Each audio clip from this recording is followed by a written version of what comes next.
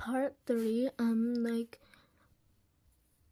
me and my brother came home after school, and then, since we usually walk, and my dad wasn't there. My mom was there. Right when we got there, she was like, get in the car, we're going to, the vet. And, like, when we got to the vet,